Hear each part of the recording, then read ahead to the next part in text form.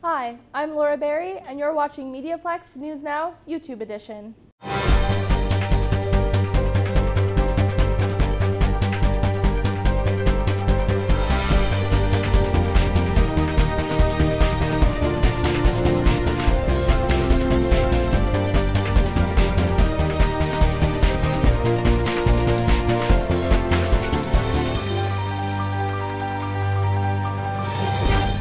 The AIDS Committee of Windsor hosted an event to acknowledge and appreciate the lives and efforts to those who have been searching for a cure.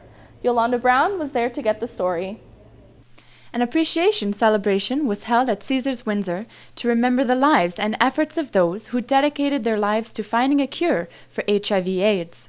The night included a silent auction, extraordinary entertainment, antiques and collectibles, as well as some of the famous AIDS memorial quilts, which were displayed on the wall in the Augustus Ballroom. The event was hosted by the AIDS Committee of Windsor, which was sponsored by the AM 800, Windsor Star, University of Windsor, Windsor's Family Credit Union, as well as Caesars Windsor.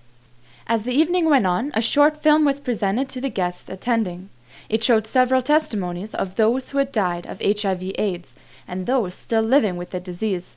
One testimony examined the stigma that was still weighing heavily over the heads of those suffering with the disease. Mike Hamilton is the Vice President of AIDS Committee of Windsor. He was diagnosed with HIV/AIDS almost 25 years ago. His fight to stay alive is still a struggle. Due to the drugs he is taking to control the AIDS virus, Hamilton now has a compromised liver because he has developed chemical hepatitis. My role has changed over the years because I was diagnosed back in 1985, so I've had HIV for a long time, but I've also lived in a committed relationship for a long time. So my circumstances in the dating world are, really small because I have a partner, full-time partner. But the reality is that it's still a big problem, and now as I'm 25 years later, it's just like all of a sudden I'm looking at being 60 years old and having HIV. We don't know what that looks like. I've had HIV now for 25 years. We don't know what that looks like. We don't know what HIV medications does to people over a 25-year period. I now have a compromised liver because I'm developing chemical hepatitis because the HIV medications are so toxic that there is long-term toxicity effects. So there's so many things that we're still figuring out. There's definitely a point at which I feel like I'm living at the thin edge of the wedge. Everything I do is breaking new ground. During the evening, there was a silent auction to help raise funds to put towards enhancing the program and services being offered to the Windsor, Essex, and Chatham-Kent communities. Julie Ledbetter is the president of the AIDS Committee and is eager to begin the appreciation celebration. We're here to honor those who are living with HIV and AIDS, and of course to remember those we've lost. Michelle Sharp is the executive director of the AIDS Committee. She is proud to stand beside those who are helping educate the public about the HIV/AIDS. The AIDS Committee hopes that their message will become clear, that HIV is no longer a gay man's disease, but rather a human virus. For MediaPlex News Now, I'm Yolanda Brown. Windsor's Care for Kids campaign is looking for 7 children to be the face of their organization. Sabrina Burrell has the story. The Windsor Essex Cares for Kids Foundation is looking for 7 fresh faces to head this year's campaign. Paula Talbot, operations manager for We Care for Kids, says last year's search was such a success they are excited to do it again this year. This is the second year we've done it. Last year was such a great success. We're doing it again. We're looking for 7 volunteer children to be our spokespersons who would actually be the face of our organization. And it's being done at Devonshire Mall.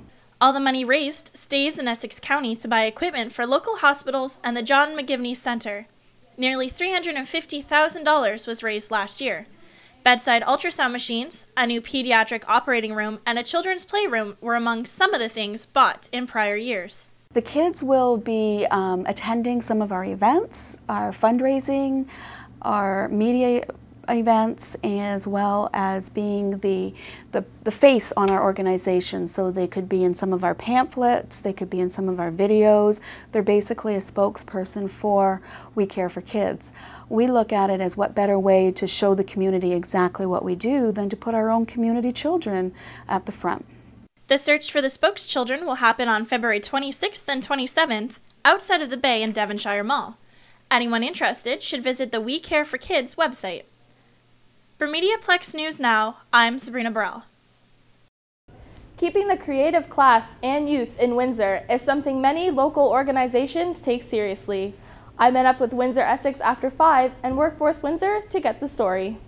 Windsor Essex After 5 hosted a panel discussion at the Windsor Public Library to talk about the need to retain our creative talent and youth for the benefit of Windsor Essex. After 5 is a collaborative effort of Workforce Windsor Essex, WeTech Alliance, and Windsor Essex Economic Development Corporation. Their goal is to keep youth in Windsor. 5 panel members from across Windsor came together to talk about our creative class, which is a key driving force for economic development of post-industrial cities. Approximately 40 people were in attendance to discuss what was important to the public and how we could all work together to keep people interested and involved in city events. Christina Werner of the Center for Smart Innovation in the University of Windsor says that Windsor's story is a compelling and interesting one that should be shared as often as possible. The Windsor and Essex County story is one that's quite compelling for our international community, and as such we really need to be proud of what we have to offer and not be afraid to tell the story. Oftentimes we tend to have a little bit of a negative Nelly syndrome and not really play up all of our advantages that we have in our community. But what we find is when we go externally, people are very interested in what we have to offer and very surprised of all of our assets that we have, whether those be social or economic assets. So it's absolutely critical that we get out there with a sense of pride and tell the Windsor and Essex County story as positively and as often as possible. We look at the successes that we're sharing in right now with the top 7 recognition by the Intelligent Community Forum, and it is really a wonderful time for our community to begin to realize the benefits of all of the collaboration that's been going on, the infrastructure that's being built, and all of the diversity within our region. Dante Media Group executive producer Jeff Bolton says that Windsor is undergoing many changes. Through redefining what we are as a city and putting confidence in our creative public, he says it's a time to build, create, and allow Windsor to grow. But that sense of, oh my goodness, highest unemployment rate, all these other negative factors, that everybody's open to change. There are all these things that are happening in the area, like the Parkway coming through, where there will be money invested in the area and there will be people coming to the area. And so I really feel optimistic, and part of the reason that I'm bringing the production company down to this area is that of any time in Windsor's history, now is the time to redefine what Windsor is, to build the future that Windsor wants to have. Other panelists like Kevin Gervais of Spry Agency, business and legal consultant David Mueller, and Natasha Morar of Young Professionals Windsor agree that Windsor is in a great position for locals to come together and be a successful and exceptional place to live. Why are you doing what you're doing? You could stay where you're at, you could continue. We've been doing it for 11 or 12 years as Dante up in Toronto, but I got excited by what's happening down here, the energy that's here, the opportunity that's existing. We're on that precipice and we're about to leap off into the unknown, and it's exciting and the opportunities are tremendous. And I want to look back in 10 years when Windsor's redefined itself, and I want to say I was one of 100 or 200 people who came to the table and said, let's make a difference. And I want to be just a small part of that difference. I want to know that I've done my part, and I think that my team feels the same way about it, because the opportunities are here and now is the time. Reporting for MediaPlex News Now, I'm Laura Berry. Paralegal is a new program offered by St. Clair College.